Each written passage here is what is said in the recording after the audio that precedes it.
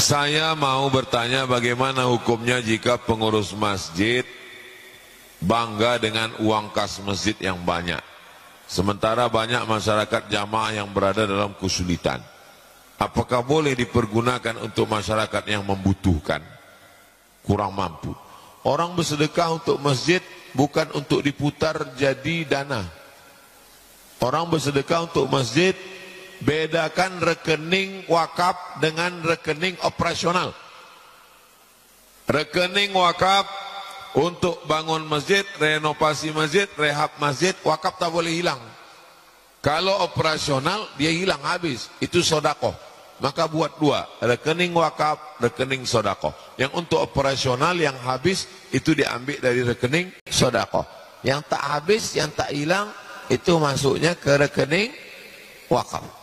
Kalau mau buat dana bergulir, apakah dia baitul mal, apakah dia tamwil, maka dibuat rekening ketiga.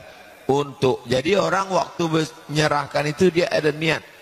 Jadi tak bisa duit diputar. Pengurus masjid bertanggung jawab di hadapan Allah kalau sampai duit itu dipinjamkan dan hilang. Saya ketua masjid di dekat rumah almarhumah mak saya dulu. Tiba-tiba datang pengurus melapor, duit hilang 40 juta. Kemana hilang? Dilarikan sekretaris bendahara. Saya ketua masjid, wajib saya ganti. Saya ganti. Ini duit pengganti. Simpan bank, pegang hati-hati. Yang melarikan tuh tangkap dia, masukkan ke penjara. Aku bertanggung jawab di hadapan Allah SWT. Pengurus masjid bertanggung jawab di hadapan Allah, seperak duit masjid akan diminta tanggung jawab. Saya bukan mau menceramai pengurus, saya bercerita tentang diri saya sendiri. Maka kalau ada orang meminjam ke saya, banyak yang minjam, Ustaz kami minjam, bukan duitku, itu milik Allah. Wa annal masajida lillah, masjid milik Allah, maka duit masjid pun punya Allah. Jadi kalau ada minjam, maka saya bertanggung jawab di hadapan Allah. Faman ya'mal mithqala dzarratin khairan yarah. Sebesar biji sawi pun diminta tanggung jawab di hadapan Allah Subhanahu wa ta'ala.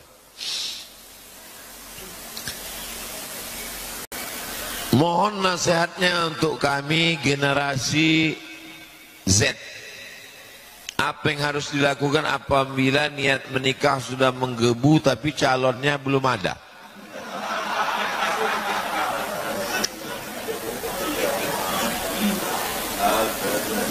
Kalian datang ke Ustadz Al-Nob. Ustadz Al-Nob ini banyak stok. Bilang, nanti ditanyanya, kau mau yang janda apa yang gadis, mau yang putih apa yang hitam, apa hitam manis, apa yang hitam sekali, apa yang hitam legam, apa yang muka putih leher hitam, ada semua. Nanti bawa Ustadz Al-Nob menjumpai calon tuh. Jangan pacaran, jangan buat dosa. Nanti dibawakan Ustadz Al-Nob, insya Allah kita udah mengadakan khitan masal, udah nikah masal akan kita buat insya Allah. Insya Allah nanti saya jadi saksi sama Ustadz Zul Ikrami dan kita buat acaranya di Palas insya Allah. Daftar. Cuman kami khawatirnya kalau kami buka pendaftaran yang mendaftar bapak-bapak ini pula. Nanti Ustadz Al-Nob insya Allah. Ini perlu nih Ustadz Al-Nob, kita buat nikah masal Ustadz Al-Nob. Mengirit biaya. Banyak anak-anak muda terkendala karena biaya yang terlalu tinggi segala macam. Padahal itu bisa dipres. Maka insya Allah nanti kita buatkan. Nih, insya Allah. Gimana? Setuju? Wah, setuju orangnya. Apa itu sebenarnya puasa riyadhah Pak Ustaz? Riyadhah itu artinya latihan, exercise, melatih diri. Kita ini melatih diri untuk mendekatkan diri kepada Allah, melunakkan, melembutkan hawa nafsu. Maka prosesnya namanya riyadhah. Bangun malam tahajud riyadhah, berpuasa riyadhah. Riyadhah namanya. Apakah pada zaman Rasulullah juga melaksanakan puasa riyadhah? Semua yang dilakukan Rasulullah SAW itu dirumuskan oleh para ulama, maka disusunlah satu kitab tasawuf yang paling lengkap, namanya Ihya Ulumuddin, ditulis oleh Imam Al-Ghazali, terinspirasi dari kitab Qut Al-Qulub ditulis oleh Imam Abu Talib Al-Makki. Yang itu semuanya adalah untuk tahdzibun nafs, melunakkan, melembutkan hawa nafsu. Prosesnya itu namanya riyadhah. Memperbanyak ibadah itu adalah riyadhah. Setelah terbiasa, maka nanti kemudian Allah bisa karena biasa. Pertama prosesnya takhalli, mengosongkan diri. Takhalli, kosong. Kosongkan diri dari tamak, dari hasad, dari rakus, dari dengki, dari busuk hati, dari sum'ah, dari semua yang tercela. Setelah kosong, macam gelas, setelah kosong dia bersih, baru tahalli. Diisi dengan ridha, diisi dengan tawakal, diisi dengan zikir, diisi dengan qanaah, diisi dengan semua yang baik-baik. Setelah itu barulah Allah menampakkan sesuatu, pengalaman spiritual yang disebut dengan tajalli. Tajalli artinya nyata. Allah menampakkan pengalaman yang belum tentu diceritakan. Kalau diceritakan menjadi fitnah. Kita hanya membahas dua, takhalli, pengosongan diri dari yang tercela, tahalli, diisi dengan yang baik-baik. Setelah itu barulah diberikan Allah kebaikan-kebaikan untuk kita lebih istiqamah. Saya Pak Ustaz sudah takhalli, sudah riyadhah, lalu nampak saya tajalli. Apa nampak kau? Nampak saya cahaya tadi malam Pak Ustaz. Setengah badan istri saya itu nampak saya bercahaya. Itu bukan tajalli, dia sedang memeriksa handphone kau. Kadang orang ini baru sikit-sikit dah tajalli, sikit-sikit dah tajalli. Mengaku Tuhan. Semalam dah kita bahas panjang lebar tentang orang mengaku-ngaku Tuhan. Apakah bilangannya 11 hari berturut-turut? Adapun masalah jumlah bilangan sekian hari, itu ijtihad masing-masing. Kalau ada orang yang puasa 30 hari, itu diambilnya dari Nabi SAW berkhalwat, bersunyi-sunyi, umur 38, umur 39, umur 40 di Jabal Nur, di Gua Hira. Umur 38 tak ada datang apa-apa, umur 39 tak ada datang apa-apa, umur 40 baru datang malaikat Jibril alaihissalam. Tapi yang begini-begini jangan sendirian. Man la syaikha lahu fasyaitanu syaikhuhu. Siapa yang tak berguru, setan gurunya. Jangan berzikir sendirian, bersemedi sendirian, datang hantu disangka Tuhan. Mengaku jumpa Jibril, mengaku Imam Mahdi, mengaku jumpa Nabi Khidir, mengaku jumpa macam-macam, mengaku jumpa Syekh Abdul Qadir Al-Jilani, mengaku Tuhan dah tak solat lagi. Na'udzubillah. Berguru. Terakhir, dalam hadis Nabi SAW menyebutkan bahwa upah bekam itu khabis, jelek. Namun sebaliknya dalam hadis lain disebutkan bahwa Nabi SAW memberi upah tukang bekam. Jadi Ustaz, bagaimana kita mengkompromikan dua hadis ini?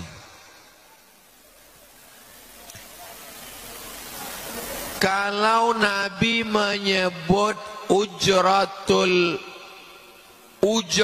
upah dari bekam itu adalah khabis dan hadisnya satu, berarti haram. Hadisnya cuma satu, haram. Kenapa? Karena dia mencela, dia mengecam, haram. Tapi ternyata datang sahabat Nabi bercerita tentang ruqyah, bercerita tentang bekam, dan Nabi membolehkan. Bahkan Nabi mengatakan, kenapa tak kamu bagi kambingnya ke saya? Itu berarti takriri, dia setuju. Kalau berbenturan dua hadis yang model begini, itu menunjukkan bahwa ucapan khabisnya itu bukan litahrim, bukan menunjukkan haram, mubah. Kenapa? Karena ada hadis satu lagi yang Nabi tak mencela. Itu menunjukkan kalau ketemu dua hadis yang berbeda, tahu mana duluan mana belakangan, ada kemungkinan nasakh, ada yang nasih, ada yang mansuh. Yang satunya dhaif, yang satunya sahih, berarti boleh jadi dipakai yang sahih.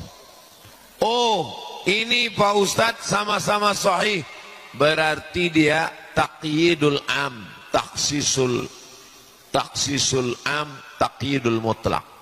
Ini mengkhususkan yang bersifatnya umum, mengikat yang bersifatnya umum, mengkhususkan yang bersifatnya umum. Yang model begini maka dibahaslah dalam ilmu mukhtaliful hadis atau dalam kitab ikhtilaful hadis. Maka seperti dalam masalah bertentangan hadis dengan ayat Quran, wala taziru waziratu wizra ukhra, orang tidak akan memikul dosa orang lain. Satu lagi hadis, innal mayita la yu'adzabu bi bukai ahlihi, mayat diazab karena keluarganya menangis. Keluarganya menangis, istrinya menangis, kenapa pula mayat itu diazab? Maka diteliti oleh para ulama. Rupanya kalau suami itu mewasiatkan ke istrinya, nanti kalau aku mati, aku kasih kau duit, undanglah grup menangis. Karena waktu itu zaman mereka, zaman jahiliyah, makin diundang grup menangis, makin kuat tangisnya, itu bagi mengangkat strata. Dan sekarang pun masih ada model orang mati diundang pakai grup menangis. Jadi tidak semua hadis itu bisa dipahami secara teks. Jangan memahami hadis satu saja, tapi dipahami secara kontekstual. Maka hadis yang mencela itu tidak litahrim, karena ada hadis yang membolehkan. Wallahu a'lam bishawab.